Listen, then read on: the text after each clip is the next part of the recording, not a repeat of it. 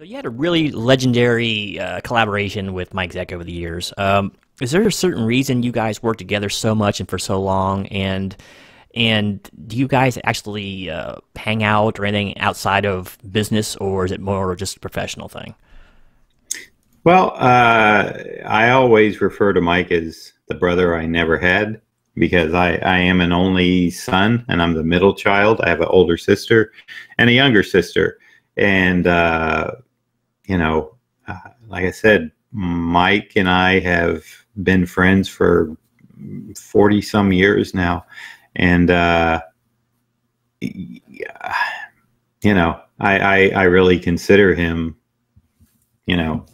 a brother that I never had, and a mentor, and a lot more.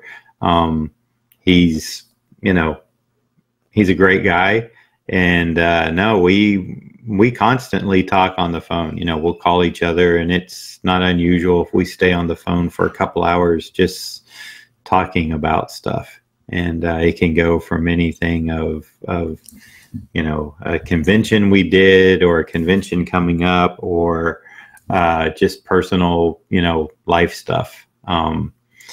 So, it's interesting that just from that one fan letter that I wrote out that, Mike and I developed this relationship.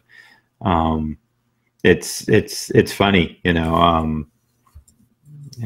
Mike says it himself too, it's like whenever we're at a show or something and people are talking, they're, I'll say something about my brother Mike or something, and he always says something about, yep, John's part of the family. He's part of the Zeck family, or Mike's part of the Beatty family. So we've gotten to share a lot of good memories and work over the decades that we've known each other.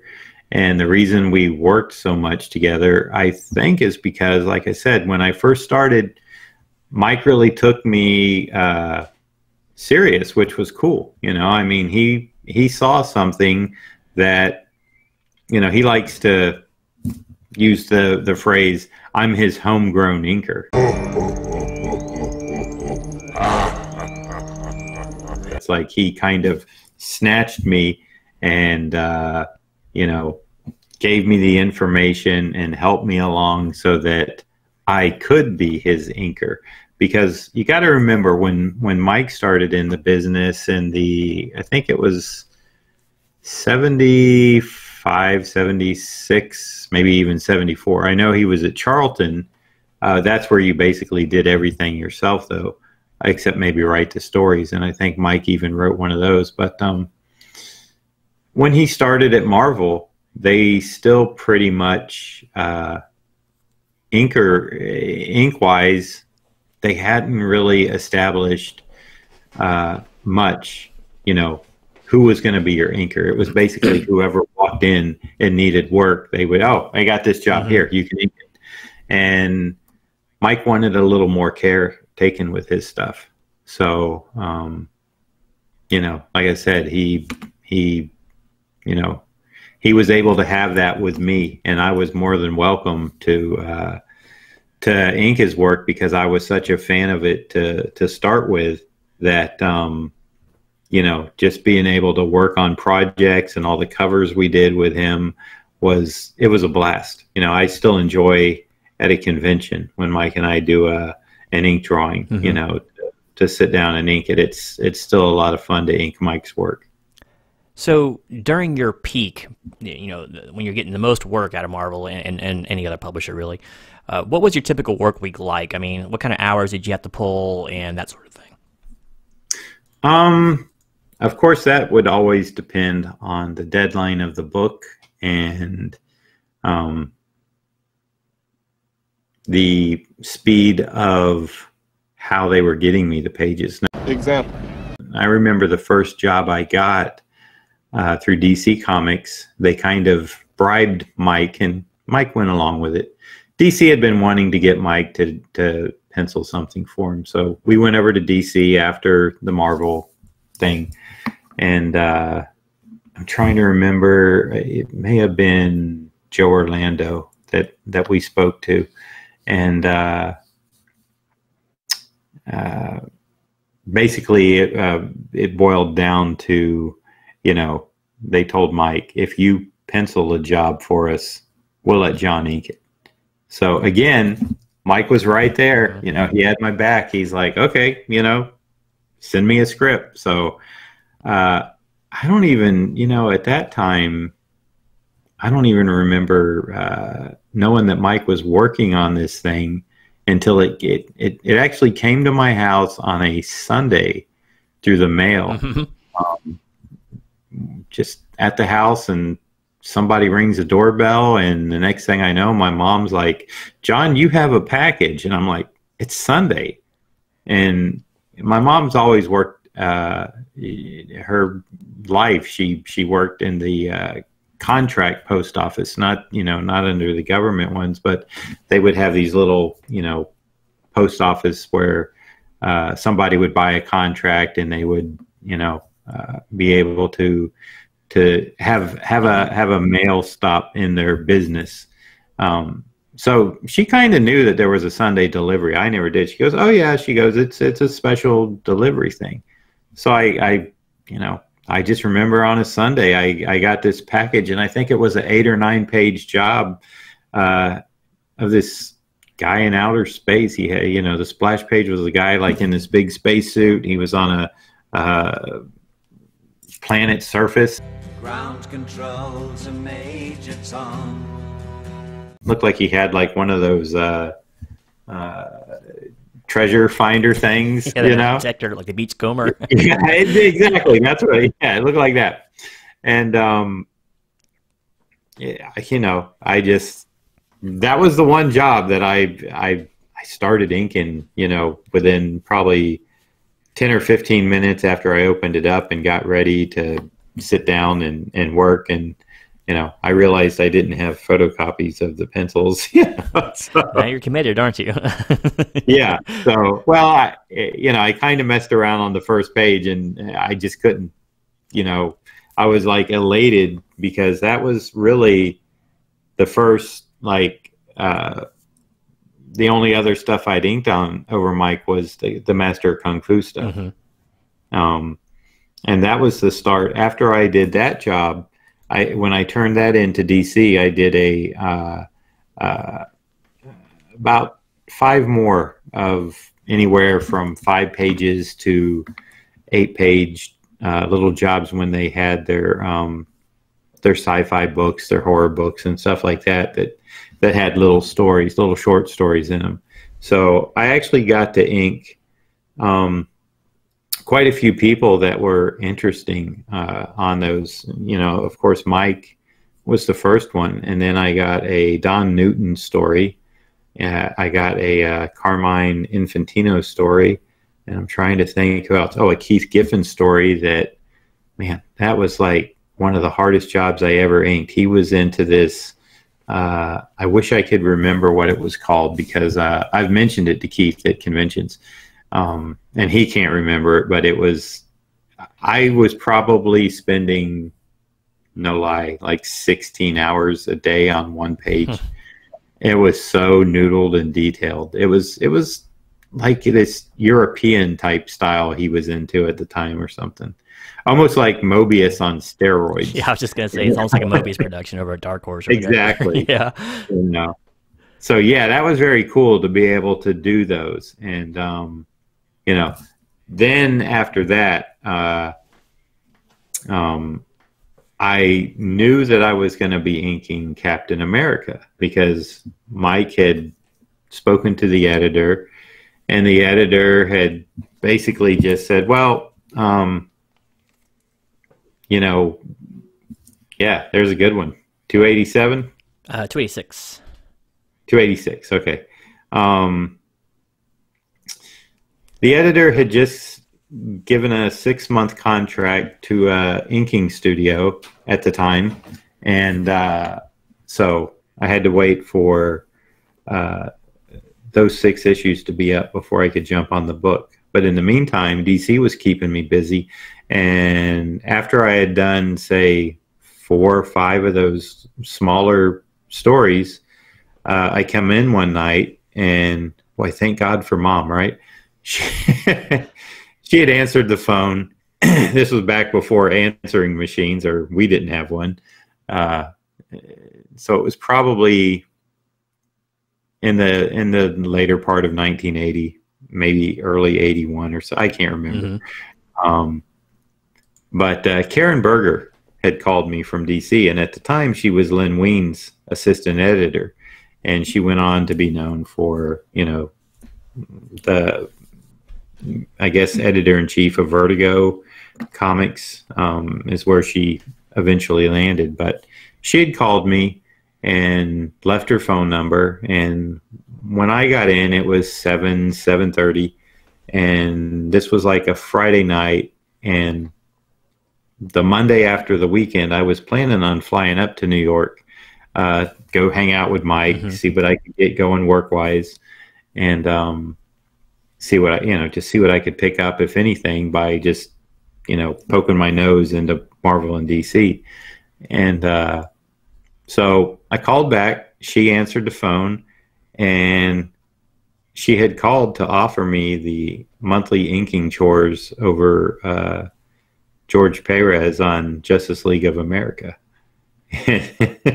Needless to say, I was pretty floored by that. Pretty august company right there. Yeah. Yeah. And of course I said yes. And I told her, I said, no need to mail the pages. I'll be in Monday and pick them up in person because I've already got my ticket to come up there. And so she said, great, see you Monday. And so after that, I called Mike and I said, hey, Monday, we got to go to DC. I got to pick up pages. And I told him, and he's like, hey, no problem. So, luckily it was an afternoon flight where we could still get into DC and do that. It wasn't like a night flight or anything like that, where it would have been after hours. And if Mike would have said, no, I don't have time to go in. It's like, but he did. Such a seat of the pants industry, isn't it? Sometimes. Oh yeah. So, the good thing, bad thing was, I got what everybody wanted, and that's a monthly book. The bad thing was, I knew it wasn't going to last, for a long period of time, because I knew Captain America would be coming up whenever the contract expired with the inking studio on Mike's cap work. So for me, it was kind of like, good thing, bad thing. So I inked 4 issues of Justice League. I think my first one maybe was 191 or 192. And I had never had to get off a book. So when I got the call from Mike that said, hey, the issue I'm working on is going to be yours, so be ready for it when pages start coming in. I had to break up with JLA, and having never got off a book before, I didn't know how to do it. I didn't know what the proper, I was like, I don't know. It was like this real nervous, like, how do you stop a book, And so basically I just, I called up. Lynn Wean answered the phone. This was back when you could actually talk to an editor instead of their voicemail, and then they never call you back, or email as it goes now. But I got Lynn on the phone, and I told him, that Marvel had offered me the inking on Captain America, and I don't think it hurts to talk rates right now. Marvel was going to pay me $32 per page for inking. Whoa. DC had me at $27.50. Now, I was getting an extra $5 because I was inking George's layouts, which were still incredibly tight. That's just the way George worked. You know, he called them his layouts, but everything was pretty much there, you know.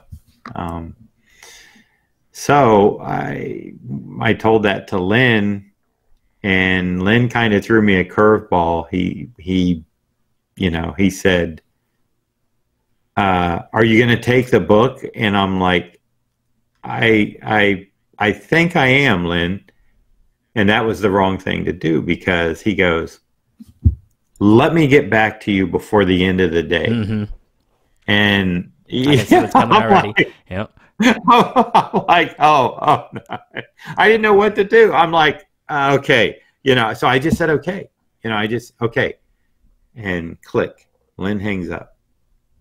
I'm pacing all day, waiting for that phone call to come. So I knew what was going on. He was going to go and fight for more, you know, more money for me. Yeah, he was going to try to at least match the rate.